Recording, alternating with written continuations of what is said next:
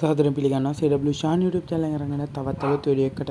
ඉතින් අර වීඩියෝ එකේ ඔයගොල්ලෝ වෙනුවෙන්ම අරන් ආවේ සුවිශේෂී සිදුවීමක්. ඒ තමයි අපි දන්නා මේ වන විට ශ්‍රී ලංකාව සහ බංග්ලාදේශ අතර පළවෙනි පන්දු අර 50 තරඟයේ පැවැත්වෙනවා. ඉතින් මේ වන විට ශ්‍රී ලංකා කණ්ඩායම පන්දු අර 32ක් අවසන් ලකුණු 155ක් ලබාගෙන සිටිනවා. එහිදී චරිත සලංක සුපිරි ඉනිමක් ක්‍රීඩා කරමින් ලකුණු 67ක් ලබා ගන්නවා. ඉතින් මේ ඉනිම අතරතුර සුවිශේෂී සිදුවීමක් වුණා. ඉතින් හොඳට පාර්ට්නර්ෂිප් එකක් අරගෙන ආපු චරිත සලංක සහ ජනිත් ලියනගේ.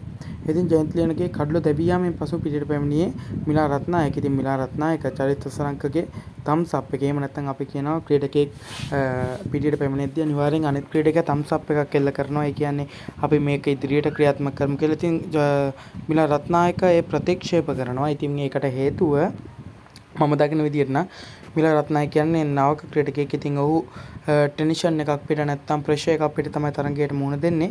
ඉතින් එහෙම තරගයට මුහුණ දෙද්දී ඔහු එහෙම සිදුවීම ඇත්තටම ඇස් දෙකට දකින්නේ නැහැ. එම හේතුව මත තමයි ඔහු චරිත සලංකයට තම්ස් අප් එකක් දීම ප්‍රතික්ෂේප කරන්නේ. කෙසේ හෝ අවසානයේ චරිත සලංක සහ මිලා රත්නායකට තම්ස් අප් එකක් දීමට නොහැකි වෙනවා.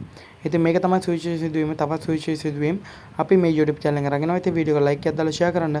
අපි බලමු ශ්‍රී ලංකා කණ්ඩායම සහ බංග්ලාදේශ කණ්ඩායම අතර පැවැත්වෙන පළමු තරගයේ ජයග්‍රහණය කවුරුන් දිනාගනිවිද කියලා.